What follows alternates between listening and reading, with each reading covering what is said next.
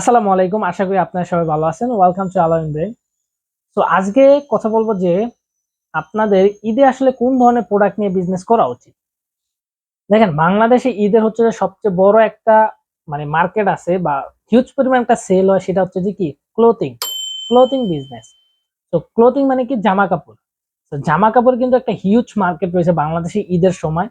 যে জীবনে আসলে যদি সারা বছরে যদি কোনো পোশাক না কিনে, ঈদের সময় সে ট্রাই করে অ্যাটলিস্ট একটা পোশাক কেনার জন্য। তো ঈদে কিন্তু কি পোশাকের জামা কাপড়ে কিন্তু একটা হিউজ মার্কেট রয়েছে বাংলাদেশে। এখন আসি যে আপনি যদি মানে জামা কাপড় নিয়ে বিজনেস শুরু করেন, ধরেন আপনি জামা কাপড় ডিসাইড করলেন আপনি জামা কাপড় নিয়ে বিজনেস করবেন। এখন হচ্ছে আপনার জামা কাপড়ের ভিতরে অনেক ক্যাটাগরি আছে, এবং এখানে হচ্ছে যে অনেক আছে অনলাইনে স্টার্ট করতে পারে, অনেক আছে অফলাইনে স্টার্ট করতে পারে। তো জামা কাপড়ের ক্যাটাগরি আমি যদি একটু ডিভাইড করি, সেক্ষেত্রে ধরেন বাচ্চাদের একটা ক্যাটাগরি আছে জামা কাপড়ের। তারপর হচ্ছে যে মিড বয়সে আমাদের বয়সী একটা ক্যাটাগরি আছে। তারপর হচ্ছে কি আমাদের থেকে একটু বৃদ্ধ বয়সী তাদের একটা ক্যাটাগরি আছে। তো জামা কাপড়ের কিন্তু একটা ক্যাটাগরি আছে। তারপর হচ্ছে মেয়েদের একটা ক্যাটাগরি আছে। তো আপনি যদি এভাবে না ক্যাটাগরাইজ ওয়েতে যদি আপনি বিজনেস করতে পারেন, সেক্ষেত্রে কিন্তু কি আপনি বিজনেসটা অর্গানাইজ ওয়েতে বিজনেস করতে পারবেন এবং আপনি এখান থেকে প্রফিট জেনারেট করতে পারবেন।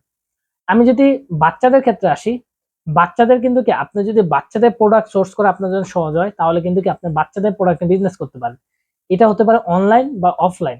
ঠিক আছে, এটা একটা ক্যাটাগরি গেল। আপনি চিন্তা করলেন যে না, আমি বাচ্চাদের প্রোডাক্ট নিয়ে শুরু করবো। সেক্ষেত্রে আমি যদি অনলাইনের ক্ষেত্রে চিন্তা করি, অনলাইনে যদি আপনি শুরু করতে যান, সেক্ষেত্রে আপনার হচ্ছে কি একটু বেটার কোয়ালিটি ট্রাই করতে হবে, কারণ অনলাইনে সবসময় ভালো প্রোডাক্ট কি কেনার ট্রাই করে। তো আপনি যদি বাচ্চাদের অনলাইনে প্রোডাক্ট নিয়ে অনলাইনে বিক্রি করবেন জামা কাপড়, সেক্ষেত্রে আপনি কিন্তু বেটার কোয়ালিটি ট্রাই করবেন।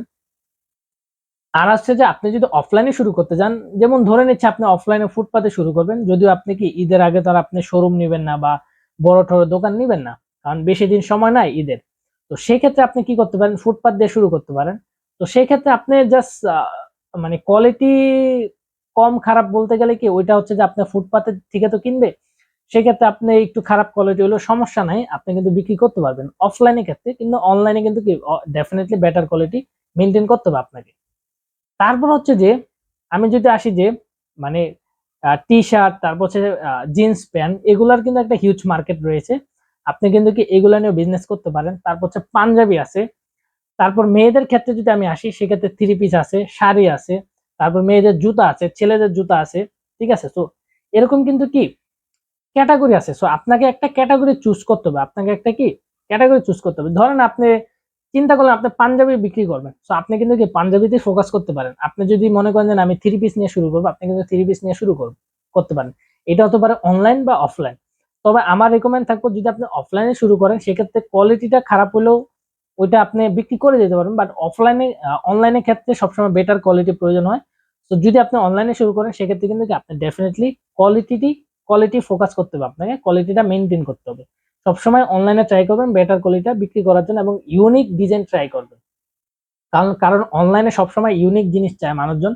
তো ইউনিক কোনো কিছু নিয়ে শুরু করতে পারেন।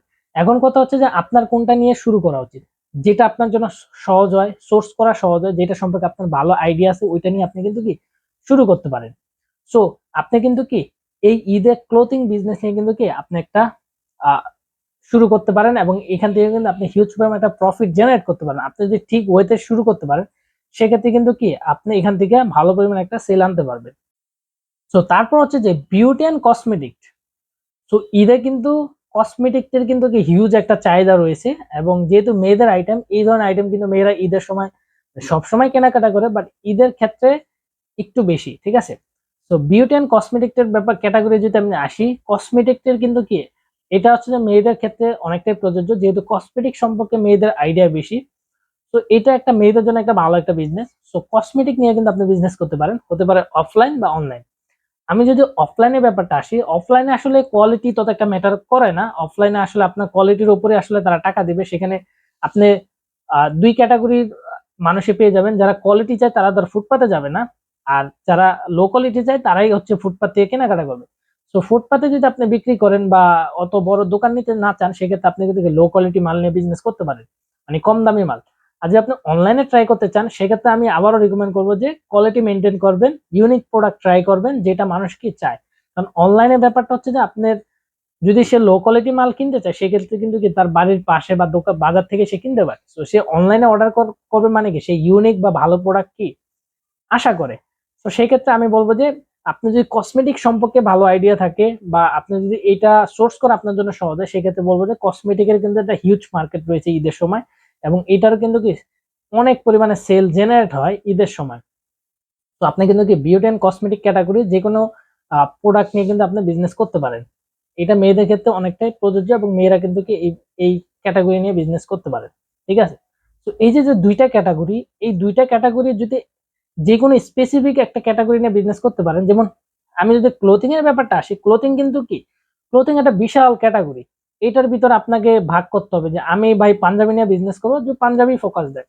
আপনি হচ্ছে যে প্যান্ট নিয়ে বিজনেস করতে পারেন, প্যান্ট শার্ট রাখতে পারেন, আপনি টি শার্ট নিয়ে করতে পারেন, আপনি হচ্ছে জুতো নিয়ে করতে পারেন, আপনি হচ্ছে যে শু নিয়ে করতে পারেন, আপনি হতে পারে কি আপনি হচ্ছে যে থ্রি পিস নিয়ে বিজনেস করতে পারেন, আপনি শাড়ি নিয়ে বিজনেস করতে পারেন।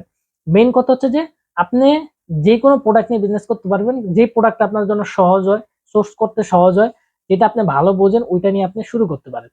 সো ঈদের মধ্যে কিন্তু কি beauty and cosmetic and clothing এর কিন্তু কি হিউজ একটা মার্কেট রয়েছে। এই দুই ক্যাটাগরি যে কোনো প্রোডাক্ট নিয়ে আপনি বিজনেস করতে পারেন, আপনি কিন্তু কি ভালো পরিমাণে একটা সেল জেনারেট করতে পারবেন এবং প্রফিটও করতে পারবেন।